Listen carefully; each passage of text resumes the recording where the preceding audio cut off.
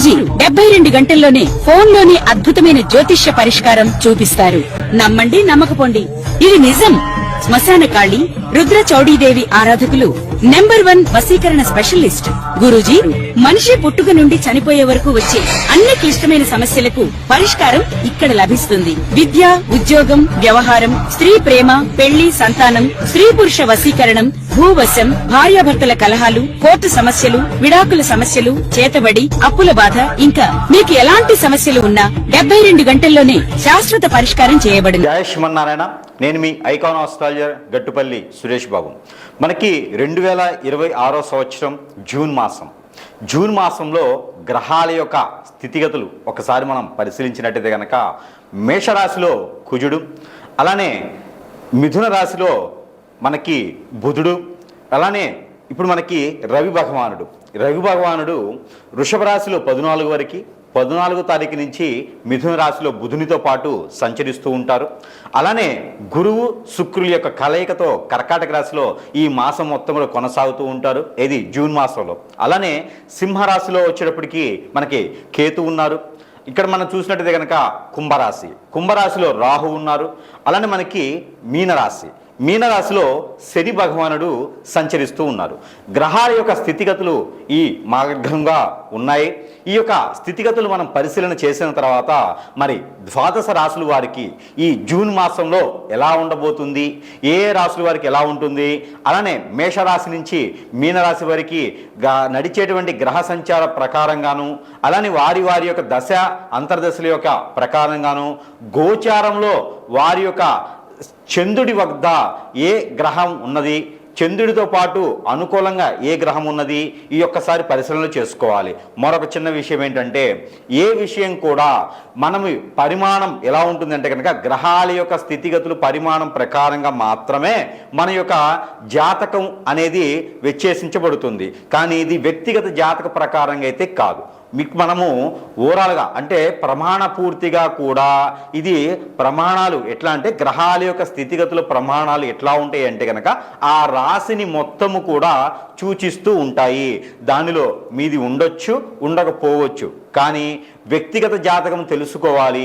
వారి యొక్క దారిద్ర్యం కానివ్వండి, వ్యతిరేకత కానివ్వండి, సంపూర్ణం కానివ్వండి, లేదా ఇంకేదైనా పనులు ముందుకు వెళ్ళలేకపోతున్నా, లేదు ఈ యొక్క జాతకము పరిశీలనలో మీకు ఇందులో ఏదైనా పాయింట్లు ఉన్నట్టయితే కనుక ఒకసారి మీ పర్సనల్ జాతకం కూడా సంప్రదిస్తే దానికి తగ్గటువంటి పరిహారాలు కానీ దానికి తగ్గటువంటి రెమెడీస్ కానీ కూడా ఉంటాయి.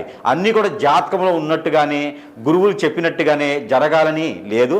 మీ జాతకంలో జరగవచ్చు, జరగకపోవచ్చు. ఇది వ్యక్తిగత జాతకం అయితే సూక్ష్మంగా పరిశీలన చేయడానికి అయితే అనుకూలంగా ఉండేటువంటి అవకాశం అయితే బాగుంటుంది. అయితే మొదటిగా మనము మేషరాశి నుంచి మీనరాశి వరకు కూడా ఈ యొక్క జూన్ మాసంలో పరిహారాలే కావచ్చు, వారి యొక్క జాతకంలో ఏం చేస్తే బాగుంటుంది, ఏం చేయకపోతే బాగుంటుంది అనేది ఒకసారి పరిశీలన అయితే మనం మొదటిగా చేద్దాము. ద్వాదశ రాశుల్లో ఒకటి మిథున రాశి వారికి జూన్ మాసం.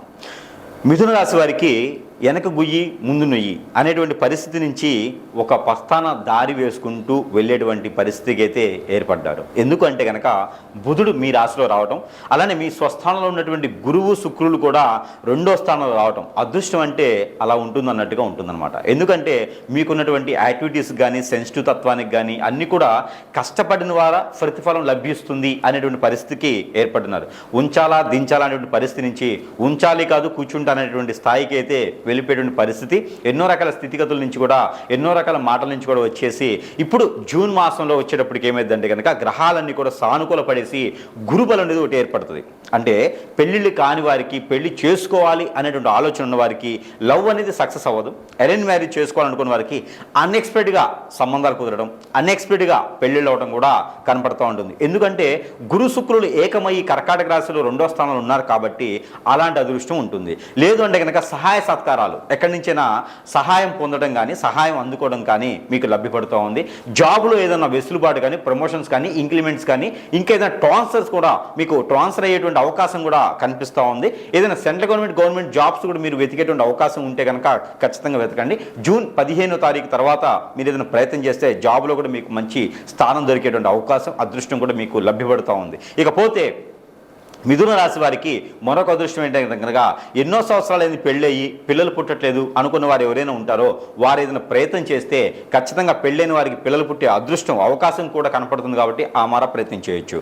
అలానే ఇక ఈ ఆర్థికపరమైనటువంటి ఇబ్బందులు, మీరు ఎక్కడైనా డబ్బు ఇచ్చున్నారా, మీరు ఎక్కడైనా నష్టపోయి మోసపోయి ఇబ్బంది పడేసి ఉన్నారా, ఎక్కడైనా మీరు అలాంటి ఇబ్బందులు ఉంటే కనుక వాటన్నిటిని ఉపశమనంగా వారు చేసిన తప్పులు వారు ఒప్పుకొని మీ దగ్గరకు వచ్చేసి క్షమాపణ చెప్పేటువంటి అదృష్టం కూడా మీకు ఉన్నది కాబట్టి ఆ మేర ప్రయత్నం చేయండి. అలానే ఇచ్చిన డబ్బు తిరిగి వచ్చేటువంటి దానికి ఆ అదృష్టం కూడా ఉంది కాబట్టి ఆ మేర ప్రయత్నం అయితే చేయండి. 14వ తారీఖు తర్వాతనే ఇలాంటి ప్రయత్నాలు చేస్తే కూడా మీకు కలిసి వచ్చేటువంటి దానికి కనిపిస్తుంది. మీరు ఏదైతే పేరు ప్రఖ్యాత హోదా డబ్బు ఇవన్నీ కావాలనుకుంటారో అలాంటివన్నీ కూడా మీకు చెంతకే చేరేటువంటి అవకాశం ఉంది కాబట్టి ప్రయత్నం చేయండి. ప్రయత్నం చేస్తే ఖచ్చితంగా ప్రతిదీ కూడా ఈ జూన్ మాసంలో మీకు తొలి అడుగు అనేది వేసుకోవచ్చు. స్టార్టప్ కంపెనీస్, ఏదైనా హోటల్స్ కానీ రెస్టారెంట్స్ కానీ అలానే సినీ రంగం కానీ రాజకీయ రంగం కానీ ఏదైనా మీరు పెట్టుబడులు పెట్టాలన్నటువంటి ఇన్వెస్ట్మెంట్ చేయాలనుకున్నటువంటి స్లీపింగ్ పార్ట్నర్గా ఉండాలనుకున్నటువంటి కంపెనీస్ ఏమైనా ఉంటే కూడా వాటన్నిటిలో కూడా మీకు మంచి చైతన్యం వస్తుంది, మంచి లాభాలు వచ్చేటువంటి అవకాశం ఉంది. కాబట్టి ఈ జూన్ మాసంలో మాత్రము ఖచ్చితంగా మీరు 14వ తారీఖు నుంచి మంచి స్థాయికి వెళ్ళేటువంటి అవకాశం అదృష్టం ఉంటుంది.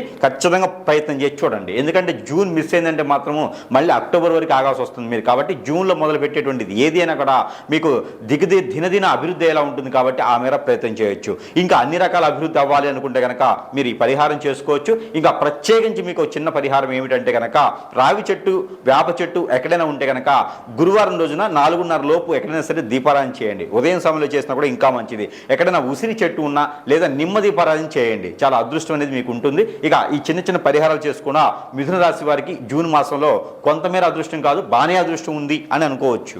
ఇకపోతే ఇక ఈ రాశి వారి కనుక ఈ చిన్న పరిహారం చేసుకున్నట్టయితే కనుక కొంతమేర మొత్తం పూర్తిగా దారిద్ర్యం పోయేటట్టు లేకపోయినా కొంతమేర అయితే అదృష్టం అయితే ఉంటుంది. మిశ్రమ ఫలితాలు అయితే లబ్ధి పొందుతాయి.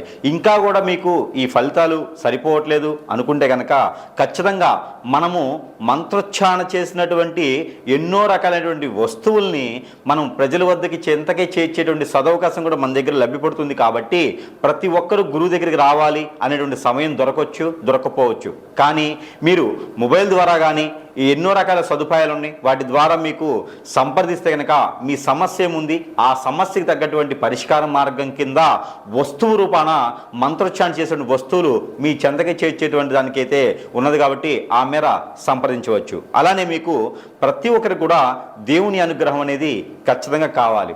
ఇక ఈ రాశి వారైతే కనుక చిన్న పరిహారం చేసుకోవచ్చు. అయితే పరిహారం కింద ఏమిటంటే కనుక దేవుని అనుగ్రహం ముందుగా చూసినట్టయితే కనుక మీరు అందరూ కూడా ఈ యొక్క మాసం జూన్ మాసంలో కనుక దత్తాత్రేయ స్వామి వారిని ఆరాధించిన, దత్తాత్రేయ స్వామి వారికి అభిషేక అర్చనలు హోమాలు చేపించిన, దత్తాత్రేయ స్వామి వారి యొక్క ఆలయం వద్దన దత్తాత్రేయ స్వామి వారికి ఆలయాలు సపరేట్గా ఉండవు. దత్తాత్రేయ స్వామి వారి ఆలయం ఎక్కడ ఉండిద్దంటే కనుక సాయిబాబా గారి ఆలయంలోనే దత్తాత్రేయ స్వామి గారు ఉంటారు. అక్కడ ఏదైనా గురువారం సాయం సంధ్య నుంచి రేత్రి కానీ లేదా మంగళవారం రేత్రి కానీ కనుక మీకు ఇంట్లో ఏదైనా కీడు జరిగినా, ఇంట్లో ఏదైనా మీకు అపకీర్తి కానీ, ఇంట్లో ఏదైనా మీకు నిద్ర పట్టకపోయినా, చిరాగ్గా ఆదాయం రాకపోతున్నా, చెట్టుకోలు కొట్టుకోలు అవుతున్నా, ఇలాంటి సమస్యలతో బాధపడేవారు ఎవరైతే ఉంటారో వారు ఈ జూన్ మాసంలో ఏదైనా మంగళవారం లేదా గురువారం రోజున ఏదో ఒక్కరోజైనా సరే అందరూ వెళ్ళేసి ఆ ఒక దత్తాత్రేయ స్వామివారు ఉండేటువంటి ఆలయంలో కనుక నిద్రించండి. అవకాశం ఉంటే కనుక ఖచ్చితంగా నిద్రించండి. ఆ రోజు నేలపడకే చేయాలి. అలానే నాన్ వెజ్ భుజించకూడదు, శాకాహారులుగా వెళ్ళి నిద్రించండి. అలానే కనుక దత్తాత్రేయ స్వామివారికి 5 నారికేళములు సమర్పించండి. ఆ నారికేళములు 5 కూడా అక్కడే వదిలివేయాలి. ఇంటికి తీసుకుపోయి పిల్లలకు చట్నీలు వేసి పెట్టకూడదు, అవి అట్లే వదిలేయాలి. అలానే దత్తాత్రేయ స్వామివారికి గోధుమ రొట్టెలు, ఈ గోధుమ రొట్టెల్ని మనం ఉప్పు వేయకుండా కాల్చేసి దాంట్లో బెల్లం కలిపేసి అక్కడ స్వామివారికి నైవేద్యం పెట్టి ఆ నైవేద్యాన్ని ఎంతమందికైనా సరే ప్రసాద రూపంగా సమర్పించుకుంటే కనుక ఆర్థిక సమస్యలు, ఆరోగ్య సమస్యలు, నరదిష్టి, నరఘోష, శత్రుభయం అలానే పితృదోషాలు కూడా మీకు కొంతమేర ఉపశమనత లభ్యపడుతూ ఉంటుంది. అలానే ఈ రాశి వారికి ఎవరికైనా పెళ్ళిళ్ళు అవ్వట్లేదా? పెళ్ళిళ్ళయి కూడా భార్యాభర్తలు దూరంగా ఉంటున్నారా? పెళ్ళయి కూడా పిల్లలు పుట్టట్లేదా? వ్యాపార వృద్ధి రావట్లేదా? ఇవన్నీ మీకు ఉన్నాయంటే కనుక మీరు కొత్తగా ఏదైనా వ్యాపారం మొదలు పెట్టాలన్నా, విదేశీ ప్రయాణం ఏదైనా చేయాలనుకుంటున్నారా? ఇవన్నీ కూడా మీరు మోసపోకుండా ముందుకు వెళ్ళేదానికి ఒక చిన్న పరిహారం చేసుకోండి. ఎక్కడైనా సరే నాగపడిగలు కానీ, సుబ్రహ్మణ్య స్వామి ఆలయం కానీ, లేదా శివాలయంలో కానీ, లేదంటే మానసదేవి అమ్మవారు ఉంటే కనుక అక్కడ మీరు పంచామృత అభిషేకం కనుక చేసేయాలి. వినాయక స్వామి వారికి పొట్టు వస్త్రాలు సమర్పించండి. అలానే మీకు మరకతలింగం దీపం ఎక్కడైనా కనిపిస్తే కూడా అక్కడ మీరు అదృష్ట కనుక అభిషేకం చేసుకోండి. కేసరి గణపతి ఎక్కడైనా మీకు అందుబాటులో ఉంటే కనుక అక్కడ మీరు అభిషేకం చేసిన, అర్చన చేసిన, పొట్టు వస్త్రాలు సమర్పించిన, మీకు బుధవారం రోజు చేసుకుంటే కనుక పెళ్లి కాని వారైతే కేసరి గణపతి, వ్యాపార వృద్ధి కానీ, ఆరోగ్య సమస్యలు కానీ, కోర్టు వ్యవహారాలు కానీ ఉన్నవారైతే కనుక మరకతి గణపతి కానీ, మరకత శివలింగం దగ్గర కానీ మీరు అభిషేక అర్చనలు చేయించినట్టయితే కనుక ఖచ్చితంగా మీకు ఉన్నతమైనటువంటి విదేశానికి మీరు వెళ్ళేదానికైనా, పెళ్లిళ్ళు అవ్వడానికి ముందడుగు వేసేదానికైనా, మీకు ఇంకేదైనా గ్రహ దోషాలు కానీ, ప్రకృతి దోషాలు కానీ, పొలాలకి గట్లకి సంబంధించినటువంటి విషయాలు కానీ, ఏదైనా కోర్టు వ్యవహారాలు కానీ కూడా బయటపడేటువంటి అవకాశాలు మెండుగా ఉంటాయి. కాబట్టి ఒకరి దగ్గర నుంచి మోసపోకుండా ఉండాలంటే కనుక దక్షిణామూర్తి స్తోత్రం అనేది ప్రతిరోజు పారాయణం చేయండి. ఇలాంటి పరిహారాలు చేసుకోవడం ద్వారా మీకు అదృష్టం అనేది ఖచ్చితంగా కలిసి వచ్చేటువంటిది అయితే కనపడుతుంది.